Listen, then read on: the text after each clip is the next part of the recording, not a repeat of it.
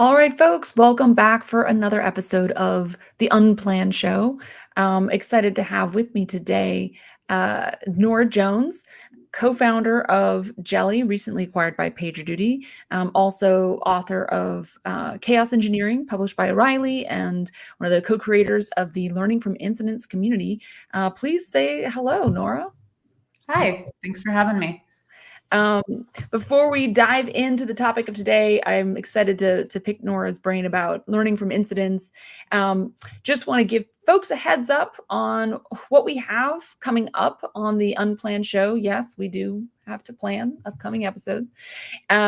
We will not have a live show next week, just due to some internal meetings I've got to go attend.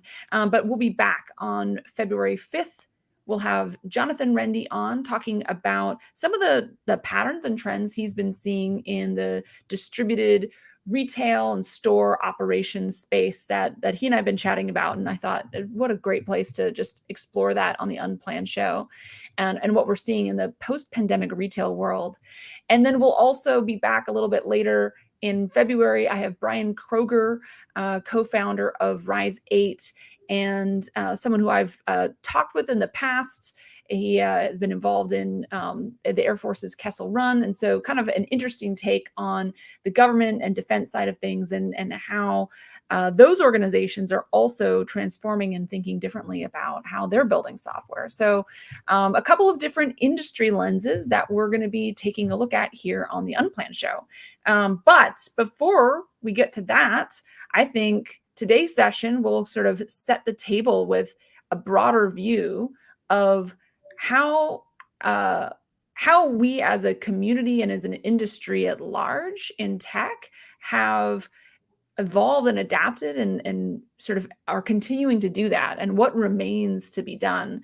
And so just my first question for you, Nora, is around your kind of personal origin story with this a bit. Like, how did this start for you? How did you get exposed to and interested in things like incidents and chaos engineering? And tell us a little bit about kind of like in the beginning, what was going on? Yeah, absolutely. So I have a degree in computer engineering, and so I actually thought I was going to sort of go into hardware at first. One of my very first jobs coming out of school was with a home automation and home security company, and I was immediately assigned, like even in my internship, as part of the team analyzing risk. And the risk of those systems was major, right? Like if those systems failed, someone could get their house broken into, like really horrible things could happen. And so, I sort of started my career thinking about risk, but from a very big technical angle. And one thing I noticed really early on was like every time, I mean, systems are going to fail, right? Like failure is inevitable, incidents are inevitable. It's how we react to them that can change, right? Not the fact that they happen or not. Like that will always be inevitable, but making sure we can react to what's happening and making it a more normal course of work and understanding how we learn from it. Like that's all the stuff that we can control. And so what I really started noticing early on was how we responded to incidents in a very technical way. We sort of like looked at all the technical reasons behind how something failed rather than all the human elements on top of it and how the system enabled a thing to be created in a certain way. And so I started really thinking about that early on, and I was always like pushing for that in organizations I was a part of. I went to a startup after that in more of the software space, less in the hardware space. And that startup, I think, had the record for Google ad spend in the software industry at that point. So we were having like a lot of users coming to our website and having sort of a not great user experience. And so I was like in a lot of incident reviews and working with a lot of the developer productivity teams internally to try to figure out what was going on there. And again, I was really bringing in a lot of that human piece.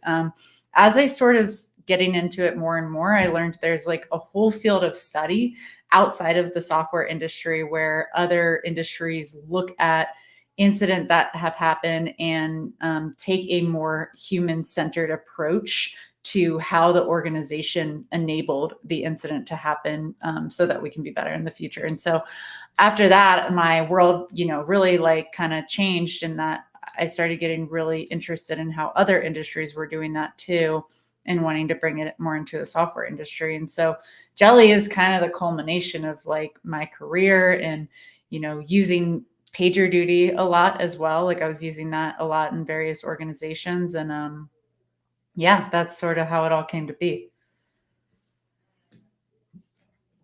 Oh, Dormain, I think you're muted. Yes, thank you. In addition to failure is inevitable, unmuting your microphone is inevitable. So that's a great quote, though. Failure is inevitable. It's how we react that can change. Yeah. I love that. And also just this idea of the thread that's been kind of pulling through for you around, sure, there's the technical side, but what about the people side? Right. What are just some of those kind of key things that you learned around the people side that seem to have a really big impact on what you're talking about in terms of how we react when there's a failure and an incident? What are some of those touchstone things that you sort of find yourself coming back to, whether it's because of what you've learned from looking at other industries, what you built at Jelly, or something else? Yeah, I think one large thing in the industry that I noticed really early on is that a lot of orgs I worked in, if there was a big hairy incident, it would be the same person or the same group of 5 people coming in every time to save the day. And they were fantastic engineers, right? Great humans. But the organization seemed to really like applaud that. They would, give these people raises, they'd give them more equity. Like it was almost like the organization was wanting that to be the case rather than investing in spreading out some of that expertise. And I found it really interesting because in our software systems, single points of failures are not a good thing. You never want a single point of failure because if that thing fails, everything topples over. But yet we were enabling it in our people systems. And I always just found that really curious. And so I started trying earlier on to show how that was actually hurting us as organizations. And also eventually those folks burn out. They're very valued in like many other ways beyond just like replying to incidents. And how can we take the expertise that they have and enable other people to grow further? So that's a big thing that I think I kept really coming back to, that you also see a lot in the product as well, is showcasing some of that. Yeah, and it's interesting. You make such a great point about, and I think this applies to a number of different things, that the way we think about our systems and the way that we think about our people are sometimes at odds with each other. Mhm. And there's certain, whether it's the people resist being the cog in the wheel, literally the system. Yeah. Yeah. Um, or I don't know, there's probably a lot that could be psychologically unpacked there. Mhm. But that the idea of risk, and coming back to what you started with, right? Your first job around analyzing risk. Yeah. That is something that, there's in finance and security, all these places, like tremendous value is placed on the idea of how do we manage risk in all Mhm. these other things, Mhm. whether it's our financial risk, our physical risk, our digital risk, even just like our customers, right? Even in sales and revenue, right? Folks are Yeah. thinking about where's our risk. Right. And so um, is this something that's like, does this continue to be a blind spot for folks where they're not thinking about the risk to their organization when it comes to what's happening with their teams and how much dependency they're building in around certain individuals?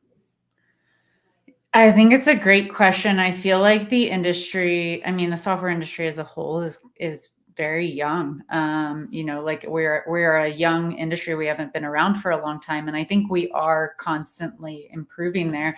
But I also think we've placed a lot of software engineers in charge of understanding why and how incidents happen. And software engineers are inherently trained to see the world binary, right? We're trained to understand the software reasons why it failed. We're not trained to understand some of the organizational and human reasons why it failed.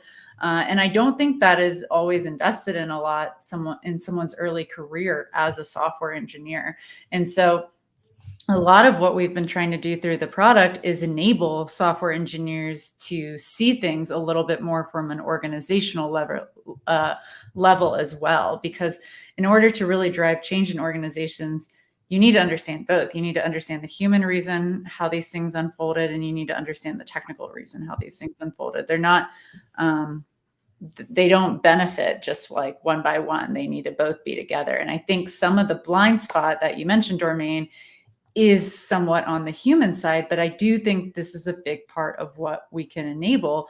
And why I'm really excited about being at PagerDuty is I see a lot of drive to enable that within PagerDuty, which it's going to lead to really, really great business outcomes for folks too. Like the orgs that we work with that don't have this as a blind spot are in a much more competitively advantageous position. Okay, I want to see if is there something you've seen that's like a light bulb going off moment for someone? And this might be different for someone at kind of a leadership level who's thinking about, hey, oh gosh, yeah, we really do need to spread the risk in the organization. Or it could be, to your point just now, about like, hey, part of what we need to do is we need to train software engineers on thinking about the incident holistically. Mm-hmm. What triggers that light bulb to go off for each of those groups to understand, oh, I get it. Now we need to do this differently. That gets to the point where they're those organizations that don't have the blind spot and they're now doing so much better. Yeah, I love that question. And I have two great stories to answer that question. So the first story I'm thinking of is it was the very first time we were selling jelly, and we were selling it to Indeed. And the person there we were working with was a leader at Indeed at the time. He's recently retired, but he knew who I was. Like he knew who I was because of some of the chaos engineering things I worked on. And then I was trying to sell him this learning from incidents platform. And he was kind of like, I don't quite get it. And then one day he called me and he was like, I just had a light bulb go off. Like I totally understand the value of some of this now. And he said he understood it because he's a rock climber. And he said, when I go rock climbing, the very first thing I do if I'm going rock climbing outside is I study all the incidents and all the deaths that have happened from various folks climbing. And he's like, this helps me become a better climber and do, learn from these things on this route. He was like, I find it interesting as a software industry, we don't focus on learning from our incidents. We focus on reporting them, right? And that's very common within software. We like file and forget about our incidents. We don't write them as a means for another engineer to look at them later on and become better at the system, right? Which is like how a lot of accidents are handled. And it's like a huge miss as an industry. And so the customers that are using this product today are really getting that benefit from like treating it as a learning and training opportunity, which is going to lead to all sorts of positive outcome. It's not just like learning better from incidents, it's moving faster with like Mhm. feature requests, it's understanding customers better, it's working with your colleagues better. And so like immediately after that, we were just on like very solid footing of just of moving forward and some of the value behind it. So that was like the leadership angle, which I think is very valuable, because it ultimately, like, understanding your incidents easier, understanding your incidents more is going to make so many different things easier in the future beyond just incidents. So it was like a no-brainer for him from a leadership perspective. And then the other thing I'm thinking of was an engineer we were working with, who was looking at different incident reviews and was taking more time to do incident reviews with some of this new approach.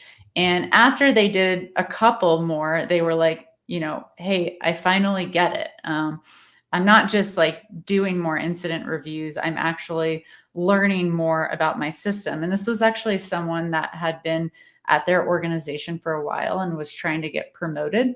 And they weren't getting promoted to that level that they wanted to be at. But after doing a bunch of incident reviews, they eventually got promoted. And it wasn't because they were doing more of these, it was because they understood their system better, and they also understood their colleagues better. And so when their colleagues had questions about different parts of the system, they started just going to this person to answer Mm. those questions. This person became a wealth of knowledge because they were putting together all these incident reports, they were learning from all these incidents, and they knew how the system worked on such an acute level. And so like that was just equipping them with like superpowers.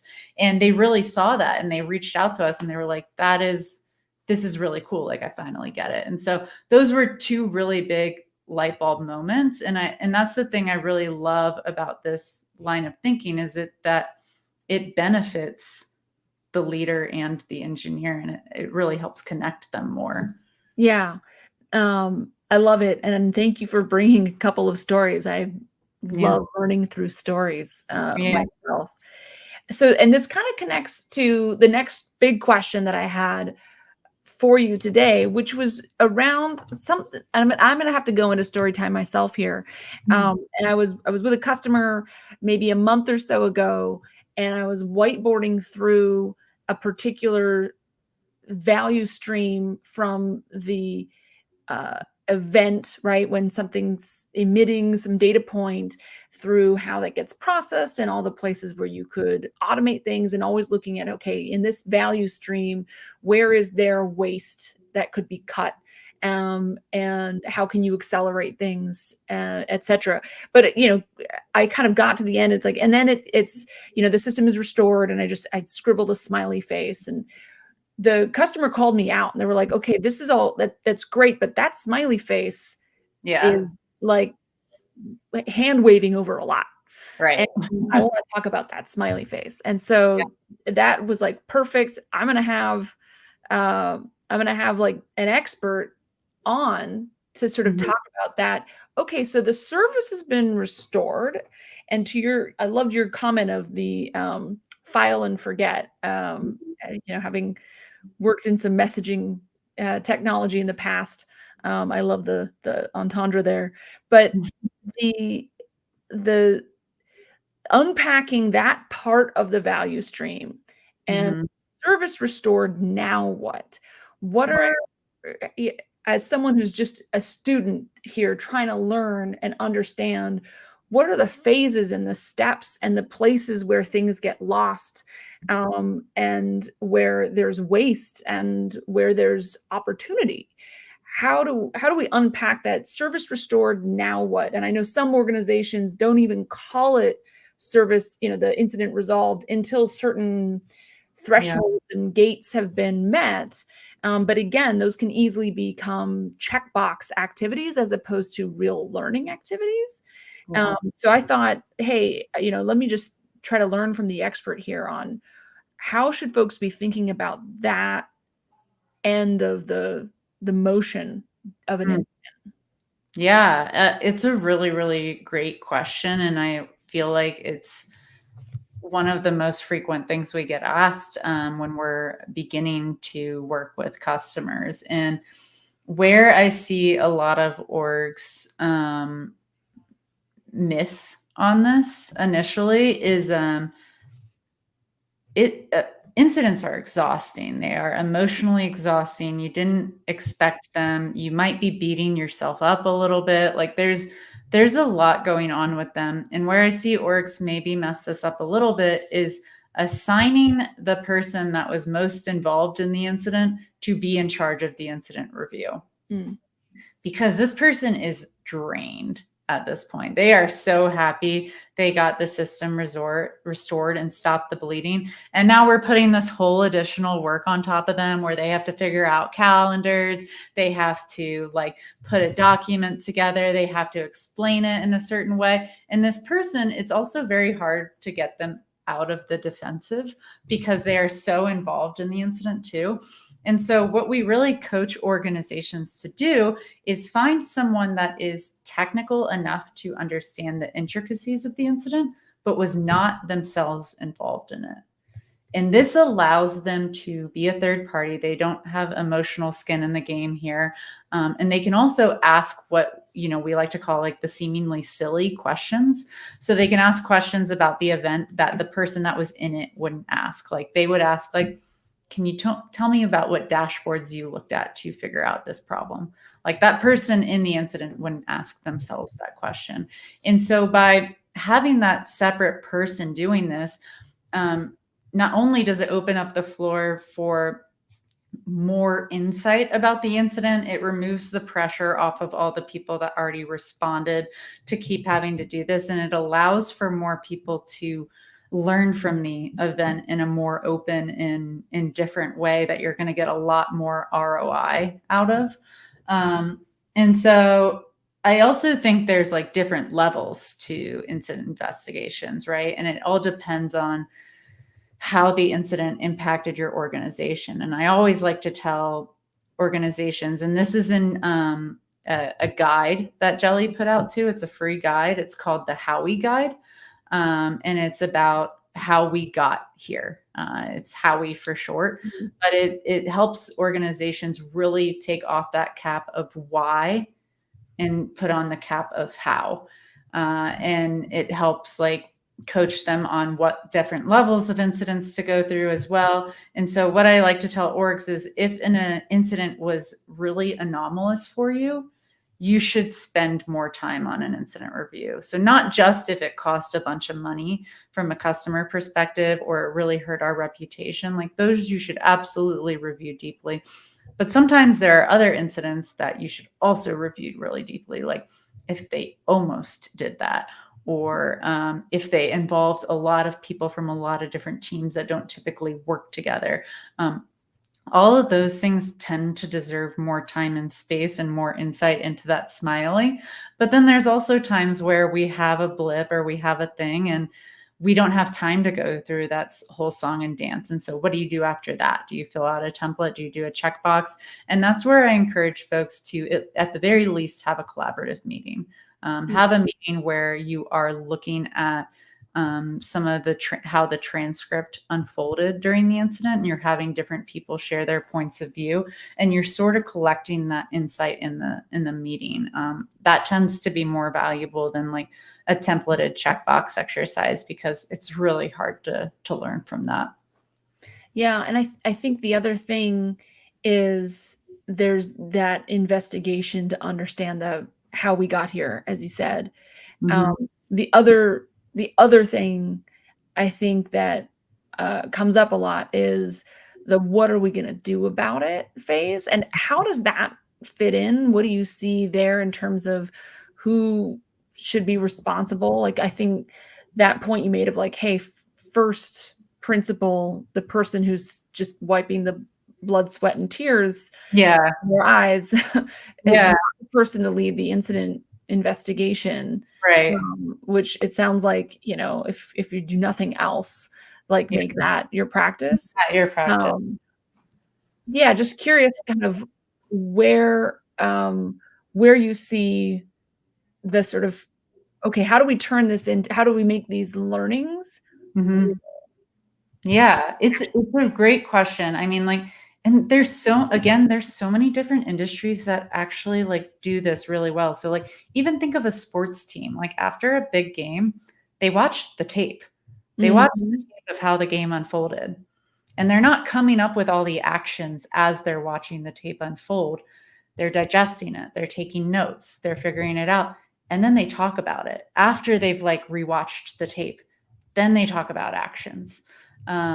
And like that's also what I really recommend is like in the software industry, I see us so focused on action rather than on understanding. And so we like miss a step in the process sometimes because we're like trying to get to action first without actually like watching and understanding how the tape unfolded. Mm. Um, and so I would like my biggest recommendation is like understand and then take the actions as a separate thing. We honestly sometimes, if you can get away with it, we recommend them as separate meetings because it gives folks time to digest what actually happened, and then take action from there. I think that's that's something that comes back to making sure that the light bulbs are going off only at the practitioner level, but at Mhm. the leadership level in Yeah. order to create space and time for that understanding process and rewatching the tape, as you Mhm. said, Mhm. because I get it. I can see how it's like, hey, we weren't really planning or budgeting for this incident in the first place. Yeah. That put us behind already. Right. Yeah. And Yeah. now we're feeling all the pressure to catch up on Catch up. everything Yeah, we that don't have we time to missed. talk about this anymore. And like at that point, I love that you're bringing that up because at that point, it does become a lot emotionally a lot harder because people just like don't want to bring it up anymore. They're like, can we just move on from that? Like that was hard. That stunk. We were all up at 3 a.m. Like I just want to move forward and catch up on my work. And so that's where it really benefits you to have a strong facilitator that is owning the process and can understand some of that catch up stuff that's going on in the org. And that work really can be done. It just like where I see organizations really successful at this is really giving that person, that facilitator, the time and space to prioritize this, which like allows all the other folks to prioritize it as well. Is that something that um an or does that show up as almost making it that person's job, or does it show up in some other way? Where is it like, hey, I am incident facilitator, right? And therefore I that is what I'm here to do. This is not taking me away from some other thing in the spirit of if you want to get something done, make it someone's job. Mhm. Um, or some of is it different? I love that question. You're hitting the nail on the head. So we have customers that do both. We have customers that have folks hired where their full-time job is this, and enabling their org. Where I see it the most beneficial, because if you go back to what we were talking about earlier, when someone does an incident review, when they facilitate it, they are gaining insights into a part of the system that they weren't previously involved with. And so they now have this expertise, right? And so the benefit of someone doing an incident review is not just to enable their colleagues to learn, it's that they also really learn quite a bit that they can bring back into their day job. And so I think there's a huge benefit to having someone whose day job is like an engineer or someone that's implementing regularly. But in order for that to really work, they have to have explicit guidance from the org that it is okay to put their day job on hold in order to facilitate this incident review for a sec, because the benefit behind that is going to be quite major. And so there's a lot of leadership and engineering alignment that needs to happen in order for this to go off like really smoothly. But the benefit is really outstanding when that happens. Okay. Um, so the last line of questioning I wanted to bring to you was around the what's new and the current zeitgeist, because incidents obviously have been around since the dawn of software. And, chaos engineering is also something that has, I think you published the book several years ago now, but it's as we're starting into 2024, what is going on, or what has anything changed, or is there anything that's sort of the current vibe, if you will, that you're finding with organizations in whatever industry that is kind of putting the fire under people around how do we get better at incidents? Like what's changed? What's going on?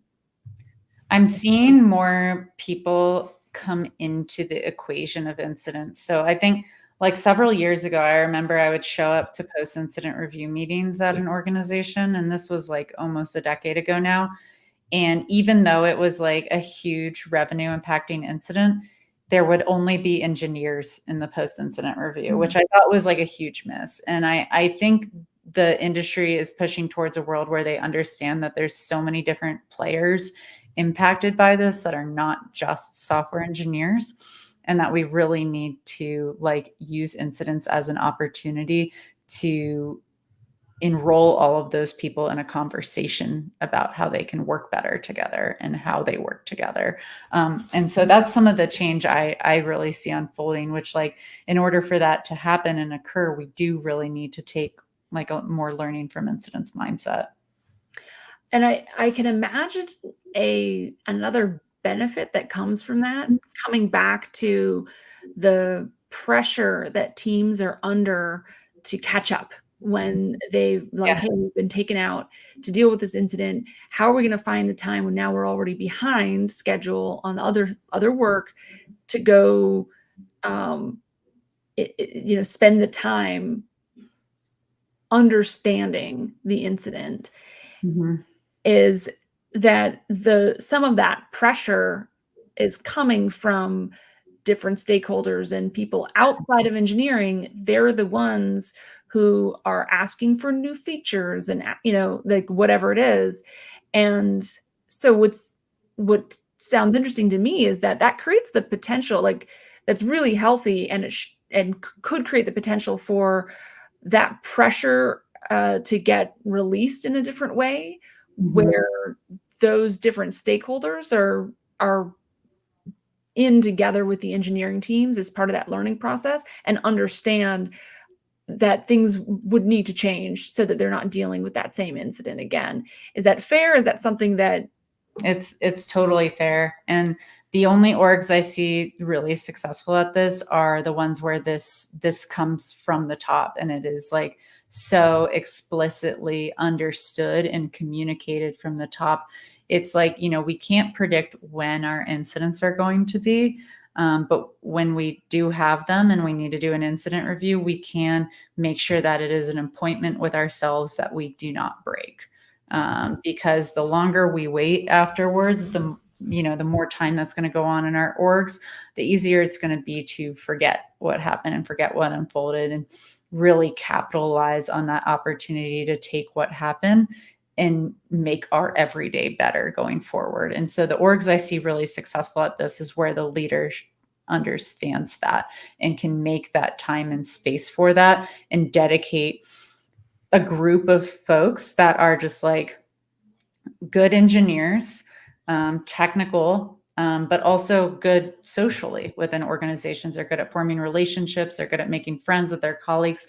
They're good at running meetings and making it like a percentage part of their job to occasionally do these reviews and spreading it out amongst a group of people.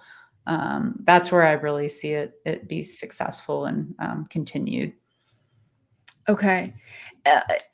Would it be fair to say another sort of takeaway action for folks is there's the engineering leadership side of things, which to your point, that identifying those folks who are good engineers, good socially, to sort of take turns doing the incident investigations, so Mhm. that it's got a more impartial and potential for learning. Is another thing is start inviting in people from outside engineering if you're not doing it already, because this is where you're already seeing it. So to me, it's like, if you're not doing that today, your peers, potentially your competitors, are starting to do it. They are. And yeah, and they are in a better position than you if they are starting to do it, because like it's going to be awkward. It's going to be bumpy at first, but someone that's really good socially, I mean, someone that is like not just respected within engineers, but they know marketing, they know sales, because they're going out and forming relationships with them. And doing that within an incident can invite your engineering colleagues to do the same, can invite your sales colleagues to do the same. And so it's like forming those relationships a little bit better when retrospecting on something that didn't go as planned. And so, yeah, I would definitely recommend it. And one of the things that you can actually do within the product is you can see all the different people involved in the incident. And so it might bubble up like, oh, Dormain joined this incident, which might, if I'm the incident facilitator, I might be prompted to reach out to Dormain and say, oh, I noticed you joined. What was your experience like? Would you mind talking about that in this meeting? And Dormain's probably like, yeah, I'd love to, right? But I think on your own, it's kind of hard to find out about those meetings unless you have someone that is actually looking for those opportunities and bringing in those folks. Yeah. So the systems and the platforms that are being used can help accelerate both the incident investigation process, but also this other step of starting to, I'm picturing like tentacles reaching out into the organization that are both bringing in perspective, but also kind of pushing out awareness to those teams about what the engineering organization is dealing with. Right. Okay, I think there's been quite a few great nuggets of just sort of first order thinking, as well as a couple of just good practices for folks to start to take back and put into their organization. Are there any other parting thoughts that you think I missed that would be important to add to the discussion in terms of just where we are today, from how do organizations continue to get better at how they learn from incidents? Yeah, I would definitely go look at the Howie guide. That it's a great resource. And I also wouldn't be afraid of like starting small. Like you don't have to like reinvent your approach overnight, but even just like starting small with trying out inviting someone that you don't usually invite to meetings, but prepping them a lot, and prepping the other folks in the meeting, like, hey, we're going to come hear about so-and-so's experience with this incident. Those little ways of doing things you can start to shift your culture a little bit. And so I wouldn't be afraid of starting small here. Okay, wonderful. Well, Nora, thank you so much for joining me today. And folks, thank you all for tuning in. And we'll see you in a couple of weeks back with Jonathan Rendy talking about what he's seeing in the retail store operations world, where you can still have these inevitable failures, except now it's in one of 1,000 stores with no technical resources on site. Thank you again, and have an uneventful day. Thank you.